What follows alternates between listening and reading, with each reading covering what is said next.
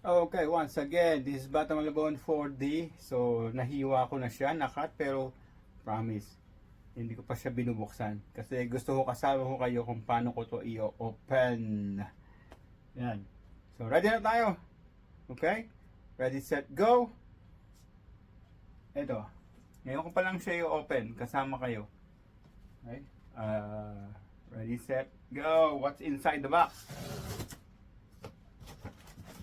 Oh, box pa rin. Ayun. Puro box pa rin ang nasa loob niya. So, smells test muna tayo. Ready? Deep dive. Oh, dito pa lang naamoy ko na. Brand new, brand new. Ayun ang inside the box. Pasensya na kayo sa background ko. Medyo messy ang aking room ngayon. Eh, walang time eh. Pero nyo, 1 week na sa akin to, no? 1 week na siya. Ano eh, 2 weeks na. Ngayon ko lang na-open dahil sobrang busy sa work. So, what's inside the box? Ayan. Puro box. Pero, nakalagay yung... Madali siguro siyang assemblein.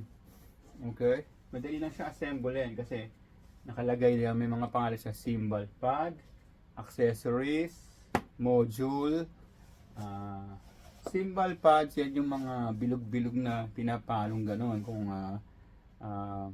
hindi yung mga hindi pa nakakalam sa part ng drums. Siya yung mga parang plato na pinapalong gano'n na medyo maingay. So, ayan, cymbal pad and meron siyang kick pad. Ito yung sa paa, kick pad, yung pinaka-base or yun nga, pinaka-base na yung may gumaganon, di ba? Mga palong ganon. And yung module, ito yung pinaka-brain ng electronic drums. Yung kanyang pinaka-brain, nandoon lahat ng program. Okay, yung module. Ayan. So, meron siyang hindi nakita sa baba eh. Pedal, which is yun yung inaapakan para pumalong ganon doon sa pinaka-base. Okay? Kick pedal ang tawag, kick pedal. Tapos meron siyang ayan, dalawang box ng drum pad. Ayun, at saka pedal. Yun lang. Pedal, kick pedal, drum pad, 2 box ng kick pad. Okay? So, module. Tapos meron siya, ito, accessories. Hindi ko alam kung ano yung accessories, kung ano nakalagay yung accessories eh. Okay? And yan, cymbal pad. So, first time ko ring mag-assemble nito. Sasabihin ko sa inyo after kung mahirap siya or ano. Kasi yung naunang drum set ko, binili ko yun na naka-assemble na. So, pinagkabit-kabit ko na lang yung kanya mga wire na hindi naman ako naligaw dahil may mga its cable niya o wire niya, meron siyang specific na color at may nakalagay doon na name kung saan mo siya isasaksak. So, yun lang yung na-experience ko sa unang drum set ko, no? So, but this time, ito talagang disassemble. So, nakakatakot tignan eh. I mean, parang ang dami mong gagawin. Pero, isa-share ko sa inyo yung na-experience ko para doon sa mga gusto rin bumili at mag-assemble nito, mag-setup nito. Kung hindi ko man makaya, meron naman dyan tulungan na naman tayo. We can get some help from YouTube for those people who make some tutorial video how to assemble this kind of electronic drum pad or this model. So, it's easy. Okay? So, labas ko isa-isa, pakita ko sa inyo. Unahin ko tong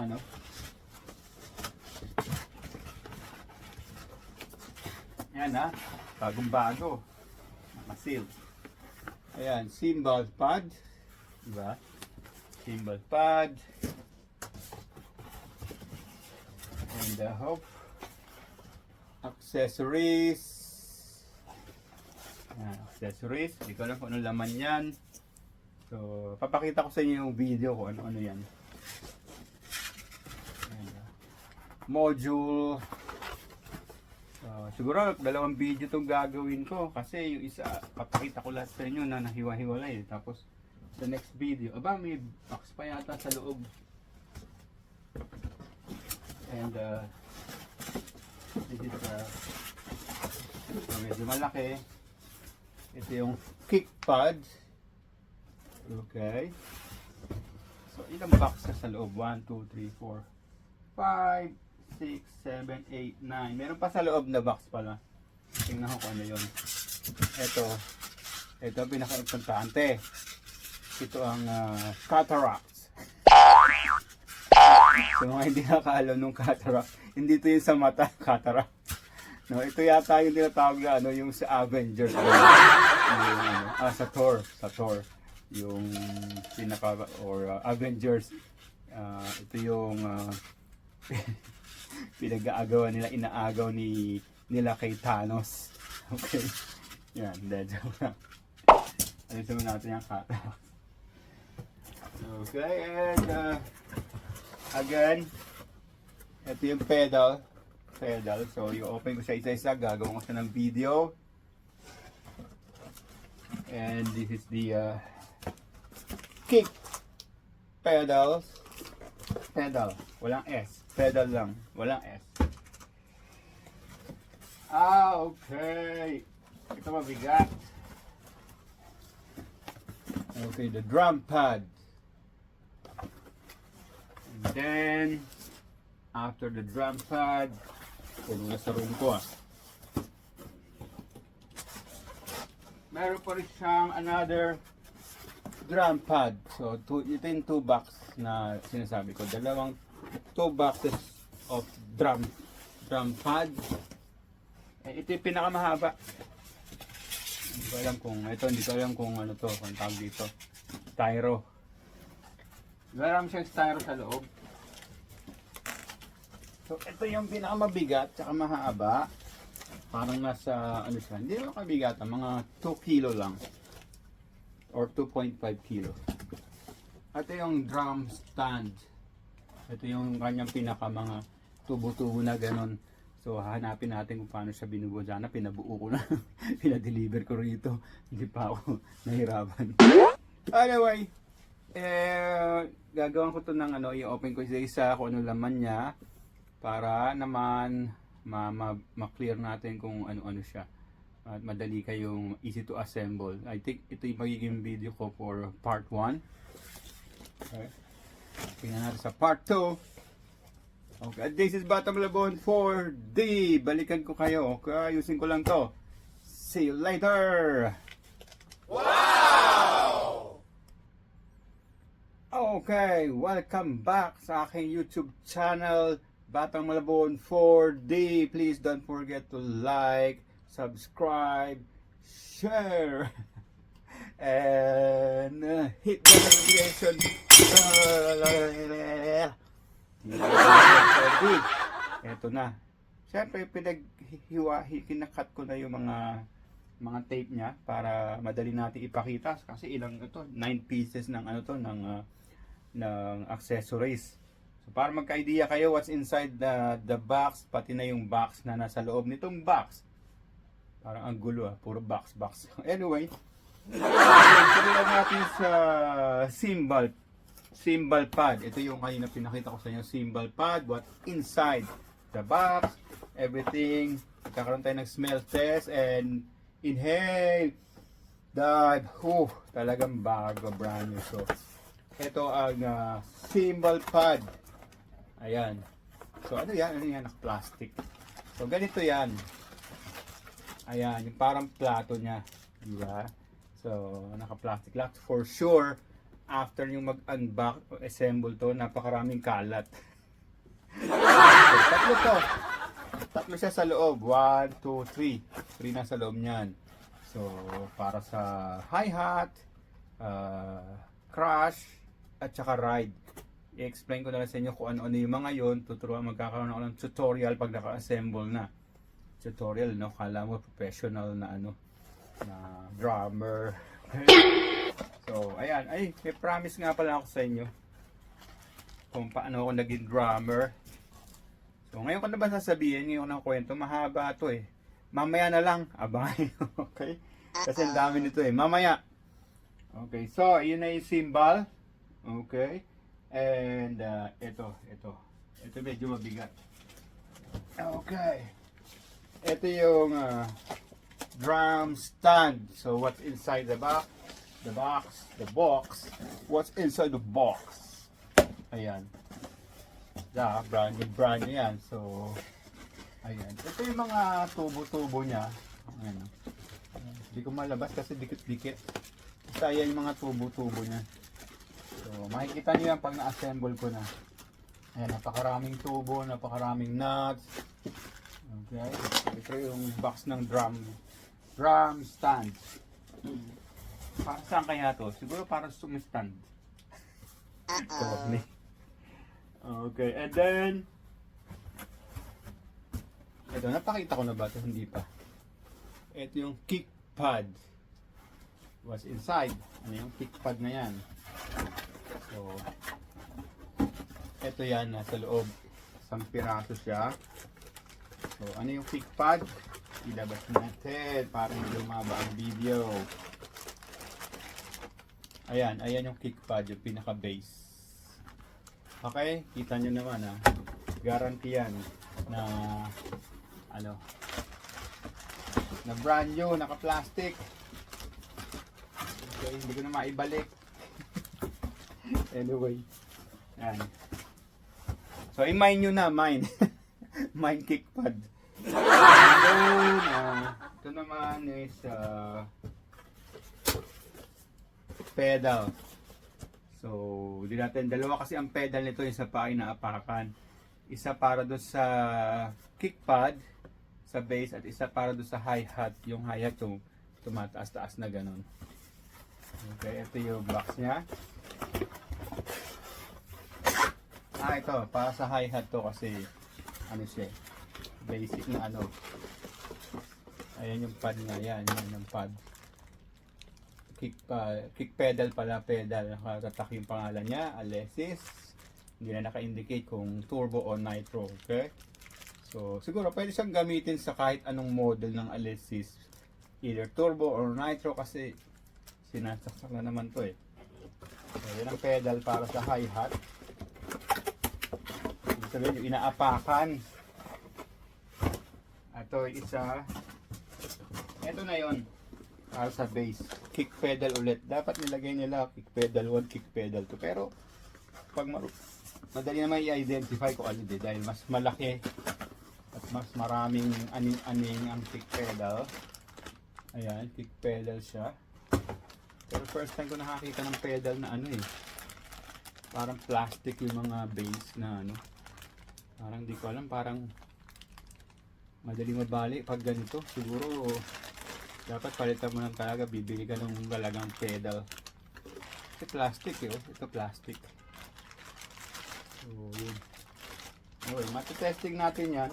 Kung hindi ako satisfied sa kanyang kick pedal, siguro bibili ako na separate na kick pedal. Pwede siguro, titingnan ko yung instruction din niya or sa kanyang. Bakit walang manual? Ayan. So far wala pa nakikitang manual niya kung paano i-assemble. Okay, and puro na tayo. Okay. Oo nga, napansin ko. Walang manual. Ang dami-dami nito. Wala pa nakikita. Pero kung di sila naglagay ng manual nito, ng book, dapat nilagyan nila. Okay? Para if ever na wala silang time manood ng YouTube, basahin na lang muna nila. Di ba? Tingnan natin. Kasi ngayon yung iba yung mga sports watch, may manual yan. Di ba? Kahit maliliit yung mga earbuds na gano'n, may manual sa loob ng box. Pero ito, laki-laki, walang manual. Tingnan natin. Okay, ito naman yung drum. Pakita ko na ba? Hindi pa. Kanina yung cymbal, di ba? Ito yung drum pad. Drum pad. Okay, what's inside the drum pad is 2 layers sa loob. Ayan, 2 layer niya. Okay. Ang drum pad, ano ang drum pad? Ito yun. Yan yung pinapalo. Ayun, oh. 2 layers sa drum pad. And Dalawang drum box ng drum pad pala. Dalawang box. Hindi naman nakalagay kung drum pad 1 o drum pad 2. Baka sa likod ng box na to.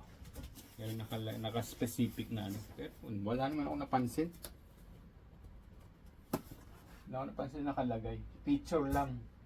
Makikita mo sa side of picture ng drum set. Okay, ito yung another drum pad. Pero mas malaki siya. Hindi, pareho lang ng box. So, two layer din siya. So, tingnan natin. So, same din. Pero apat na to eh. Dalawa, apat. Ito, isa kasi to, isa. Nakapal sa isa.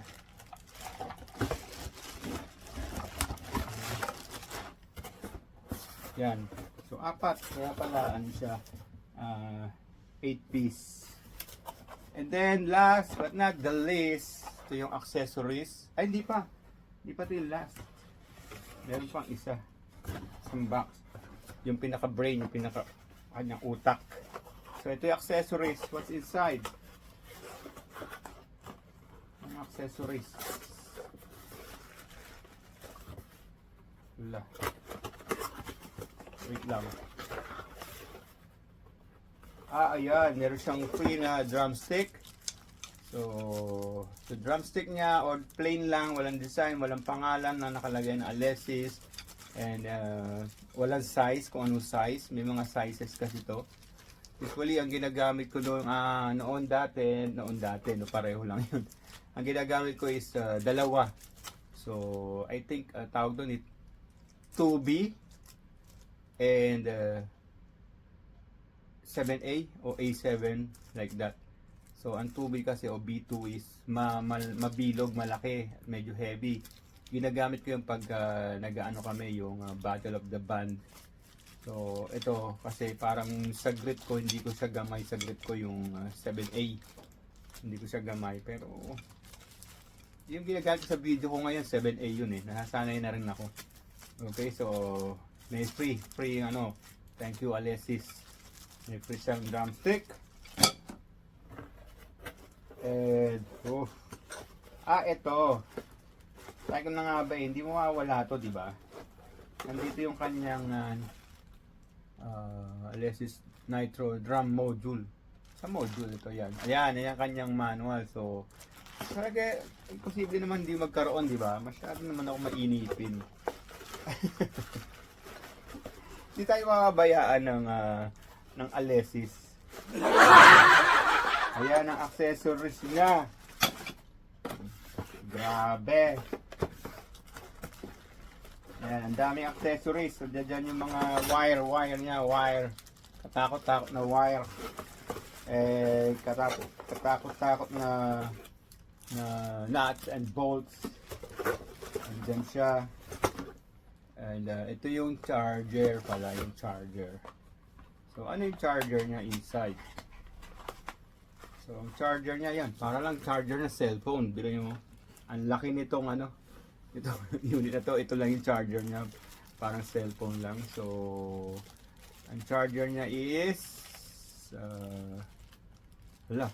yan po yung charger. Pakita ko na rin sa inyo para mapaghandaan nyo if ever na may kailangan siya ikabit. Okay, so ito yung tulo ng charger at ito yung kanyang charger.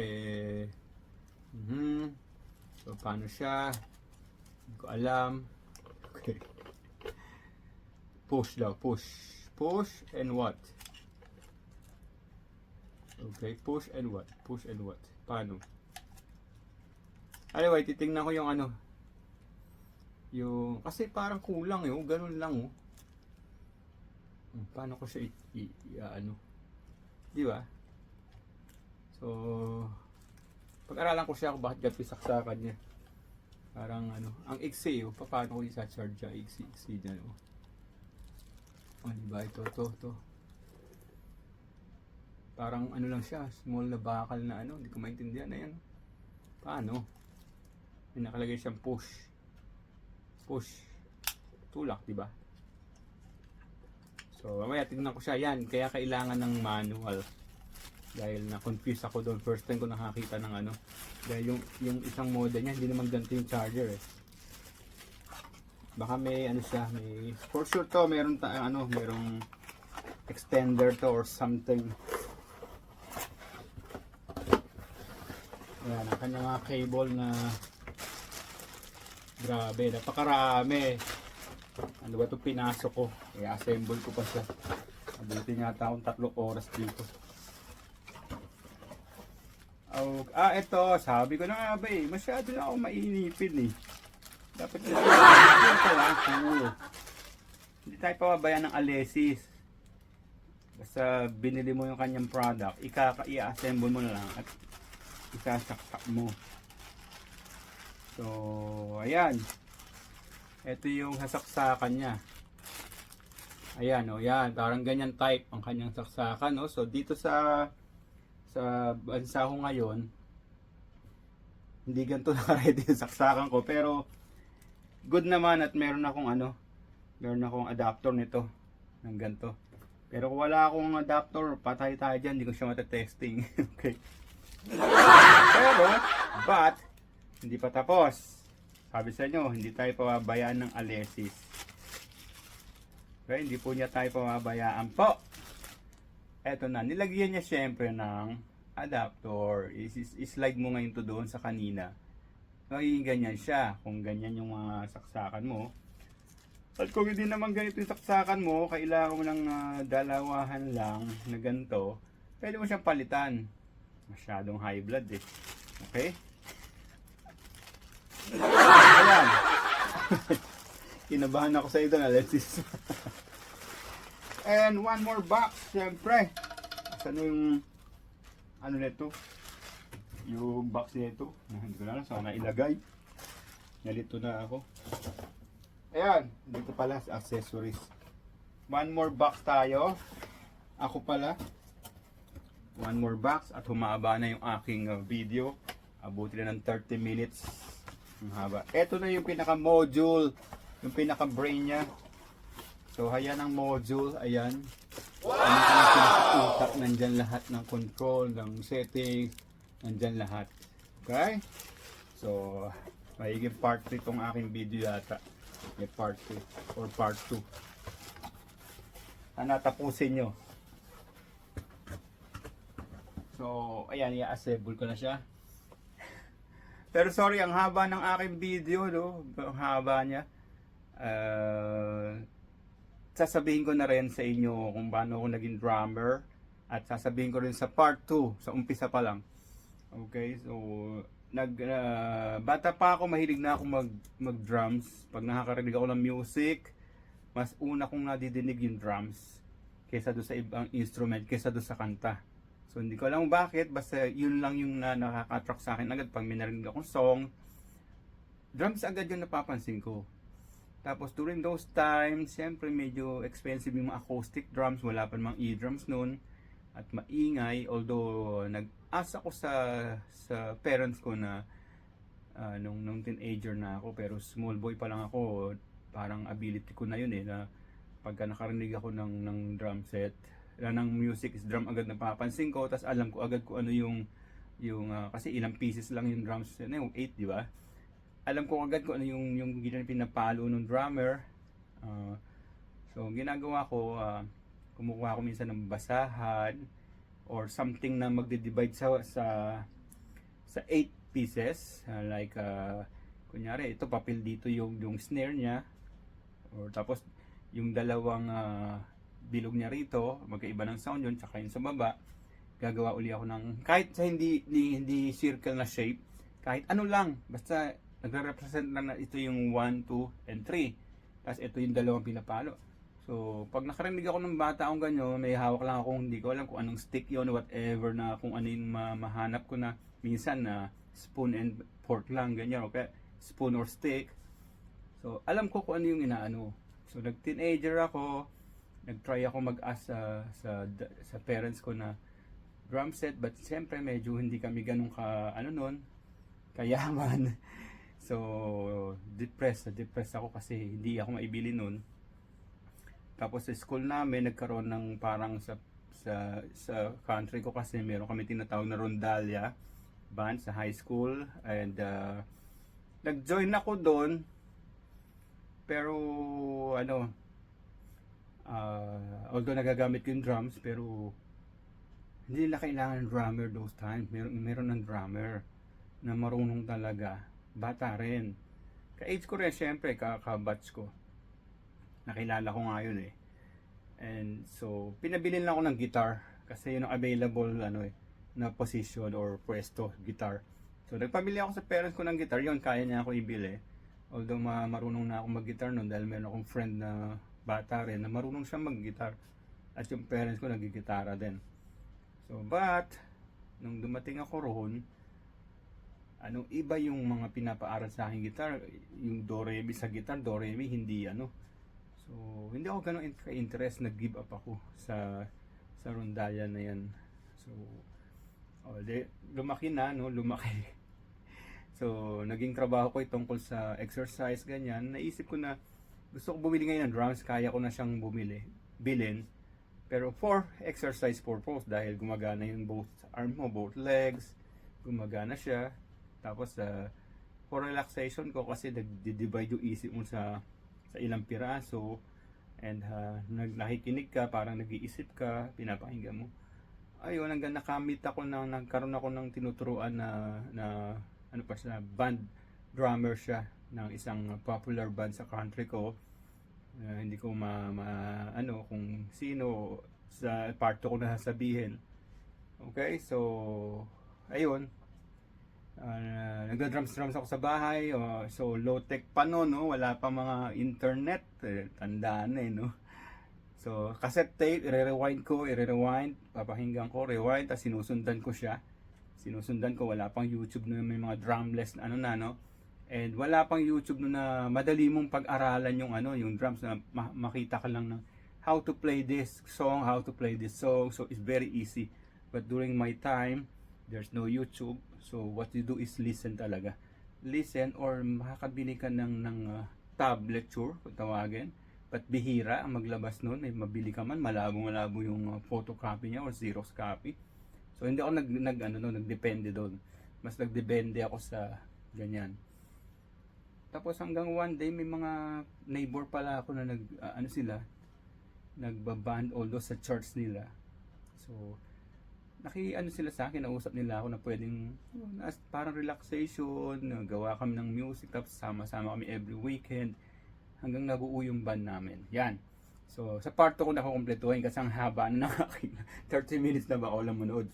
So for now, thank you for watching. This is Bata Malabon for D. Please don't forget to like, subscribe, share, and hit the notification bell. Okay? See you.